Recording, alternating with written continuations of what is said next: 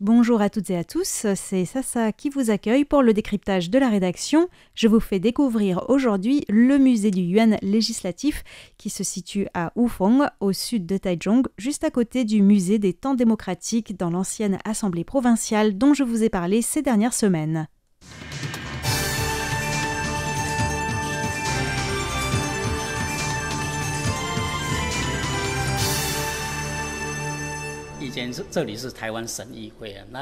Ici, autrefois, c'était l'un des bâtiments de l'Assemblée provinciale de Taïwan.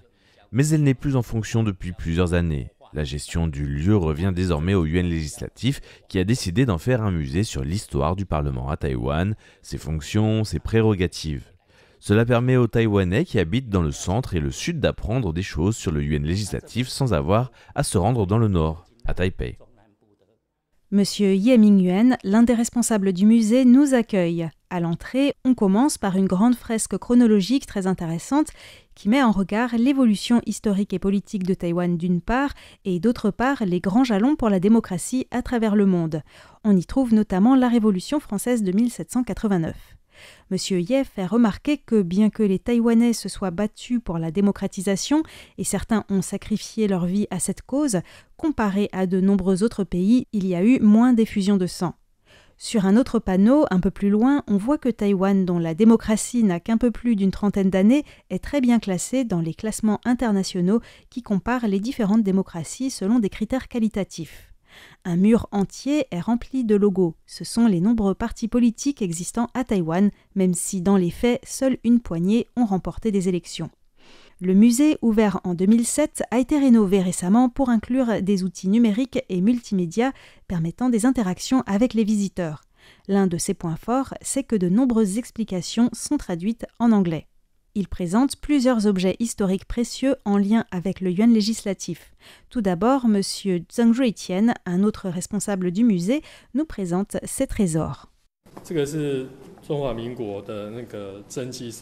Ça, c'est la Constitution de la République de Chine, l'une des 5 copies de l'original. L'original est un trésor national. Voici un autre objet précieux, un sceau en fer en forme de xiezhi, une créature mythique chinoise ressemblant à une licorne. Selon la croyance, cette créature peut savoir ce que les gens pensent ou distinguer le vrai du faux. Si 2 personnes se disputent, elle peut désigner celui qui a tort avec sa corne. Elle symbolise aussi la justice. C'est la raison pour laquelle le Yuan législatif l'utilisait comme lime en acier. Cela symbolisait la justice du peuple. Attardons-nous un peu sur ces 2 trésors. La Constitution de la République de Chine, tout d'abord, elle a été adoptée à Nankin, en Chine, en 1946, puis promulguée en 1947. Depuis la fondation de la République de Chine en 1911, il y avait eu plusieurs constitutions provisoires et c'est après la guerre sino-japonaise qu'une convention a planché sur cette constitution, mais déjà dans un contexte de tension, même de guerre civile, entre le parti nationaliste Kuomintang et le parti communiste chinois, qui s'est d'ailleurs retiré du processus et n'a pas reconnu cette constitution. En 1949, après la défaite du Kuomintang, les nationalistes se sont repliés à Taïwan où ils ont transféré les institutions de Nankin. Nous parlerons des aspects institutionnels plus en détail la semaine prochaine. Quant au sceau en forme de licorne, en fer forgé de couleur turquoise, il est vraiment magnifique. Vous pouvez le voir sur les photos de la page internet de cette émission. Il était utilisé pendant les premières années du Yuan législatif en Chine, puis a été transporté à Taïwan pour certifier les documents importants.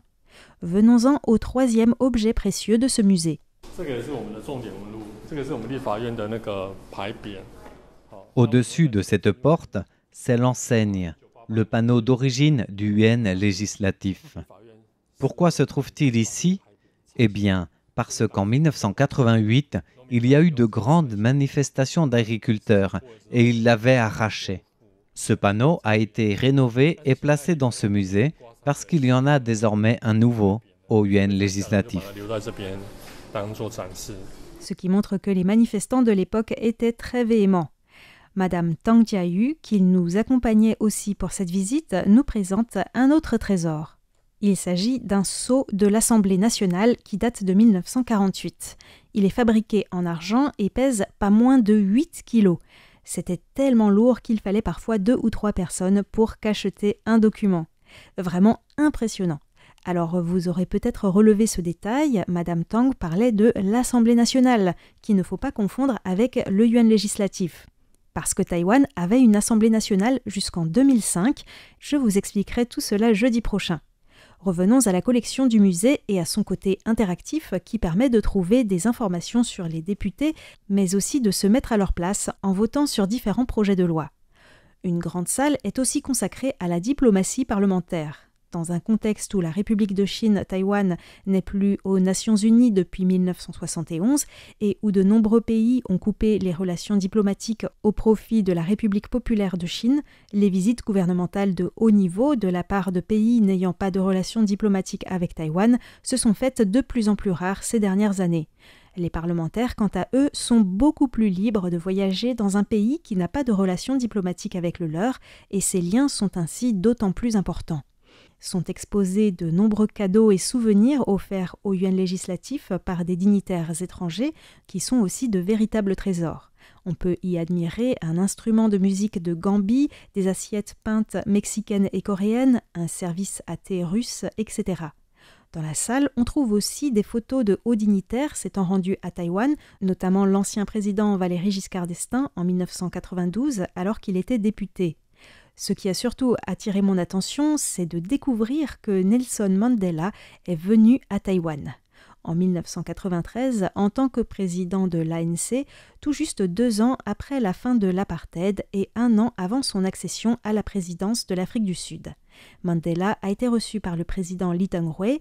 Toutefois, fin 1996, l'Afrique du Sud a établi des relations diplomatiques avec la Chine populaire au détriment de Taïwan. L'ancien président russe Gorbatchev s'est aussi rendu à Taïwan en 1994 où il a prononcé un discours devant le yuan législatif. La dimension internationale apparaît aussi dans une salle interactive appelée Jardin de la démocratie, dans laquelle sont présentées plusieurs révolutions au nom de plantes. La révolution des œillets au Portugal en 1974, le mouvement des lys sauvages à Taïwan en 1990, la révolution des roses en Géorgie en 2003, la révolution orange en Ukraine l'année suivante, puis celle des tulipes en 2005 au Kirghizistan, la révolution safran en 2007 en Birmanie et la révolution du jasmin en 2010 en Tunisie. On pourrait ajouter le mouvement des tournesols à Taïwan en 2014, d'autant plus que c'est en lien avec le yuan législatif. Pour protester contre un accord sur le commerce des services avec la Chine, des étudiants et militants avaient alors envahi le yuan législatif et l'avaient occupé pacifiquement pendant près de 3 semaines avec le soutien d'une grande partie de la population. Mais le musée a préféré ne mettre que le mouvement des lys sauvages pour laisser plus de place aux mouvements qui se sont déroulés dans les autres pays. Bien sûr, cela ne peut pas être exhaustif, mais les commissaires de l'exposition ont voulu montrer que la démocratie et la liberté ne tombaient pas du ciel, c'est notamment le fruit de luttes sociales. On termine en remontant dans le temps. En 1983, plus précisément, Madame Tang Jiayu nous emmène dans la dernière salle à visiter. Ici, c'était l'ancienne bibliothèque de l'Assemblée provinciale et le bureau dans lequel le président de l'Assemblée recevait les dignitaires étrangers. Nous avons conservé le salon comme à l'époque, avec les fauteuils et le lustre. Les cartes de Taïwan accrochées au mur datent des empereurs Qianlong et Kangxi de la dynastie des Qing, mais ce ne sont que des copies. Une très belle salle dont vous pouvez voir les photos sur la page consacrée à ce décryptage sur le site internet de RTI. Vous y trouverez aussi le lien vers le musée, une bonne idée de visite dans la région de Taichung. C'est ainsi que s'achève ce décryptage. Merci de votre fidélité et à jeudi prochain pour en savoir plus sur l'évolution du système parlementaire à Taïwan.